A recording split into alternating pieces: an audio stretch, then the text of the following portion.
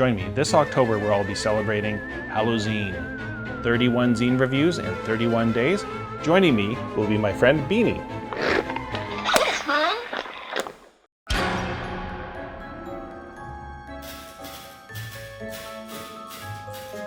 Welcome to another edition of Halloween. With me, as always, and throughout all of Halloween, is Beanie. How's it going today, Beanie? I'm tired. You're tired? You need to get more sleep, a young growing boy like you. Okay, let's get going. Slasher is a game by Disaster Tourism, which we've previously featured on here. They created Bucket Bash, and it's from Exalted Funeral. Let's see what this game is about. Inspired by classic slasher films of the 80s, this game allows your table to tell your own horror story. One player will take the role of the slasher, the others innocent victims. Slasher is a game for 3 to 6 players and takes 1.5 to 2 hours to play. Let's dive in, shall we?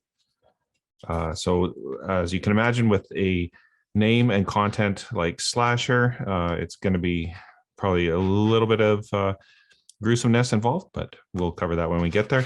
It's written by Kirby Franklin, art and layout by Kristen Denner. As mentioned, there is a content warning regarding some of the content that you will probably encounter. So let's read a little bit more. Slasher. It's an 80s inspired horror game for 3 to 6 players. One player acts as a slasher while the other players play young adults hunted by the brutal killer. To play the slasher, you'll need a block tower and at least 2 6-sided dice. So you'll need basically a Jenga tower. The players decide collectively where the story takes place, including the location, setting, and character backstories in this process. Location ideas: ski lodge, lakeside cabin, rundown farmhouse, roadside motel, truck stop diner, campsite, empty college town, abandoned amusement parks. All good things in the horror genre. The slasher should write a character backstory on a note card. They should answer the following questions, adding as much extra detail as they want. So let's go through what you should write down. What's their name? Are they human? What motivates their killings? How long have they been around? How many victims have they taken? Do they have a signature trademark? And before the game begins, the slasher should give a few vague clues about themselves to the players. Players then create an urban legend about the killer using those clues, a legend tied directly to the location they're visiting. So nice joint storytelling process. The players should then take turns creating an introduction to the story before the slasher arrives. What was the plan when they arrived? How did they hear about this place? What kind of activities do they do throughout the day? How do they know one another? Example: it's upstate Maine during the summer when we rent a mountainside cabin to try to escape the city life for a bit.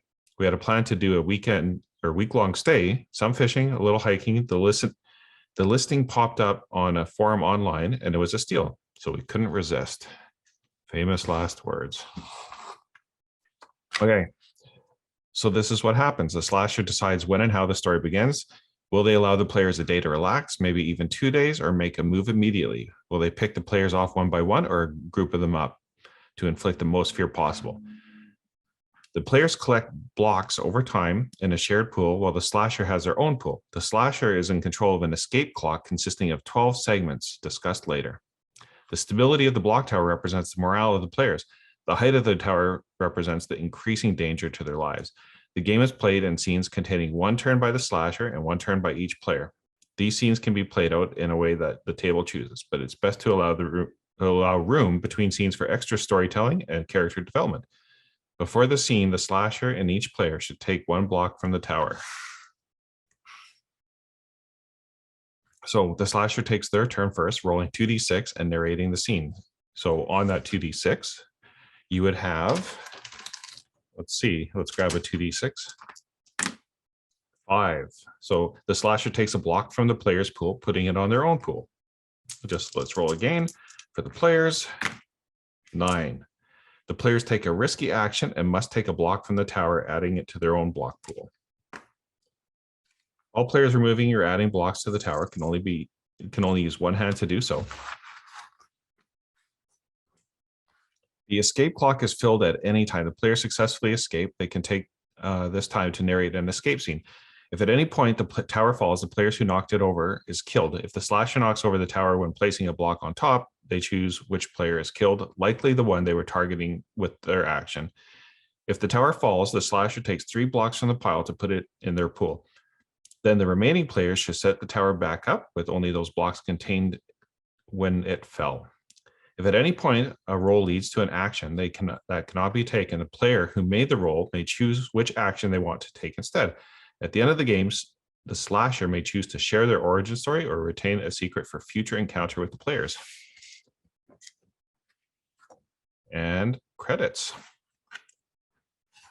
So fun, quick little game. Innovative mechanics, and I've actually worked on something similar to this and continue to work on it. So nice to kind of see other people doing the same thing. I've seen other Jenga towers kind of incorporated into things. So it's kind of fun. So just check it out. Exalted Funeral, Disaster Tourism. Fun little game. Perfect for Halloween. And don't forget to sign up to win or be part of the draw for the Exalted Funeral $200 in store credit, as well as we'll keep adding some prizes so that there's more than one winner on the live draw taking place on Halloween Day. Happy Halloween, ladies.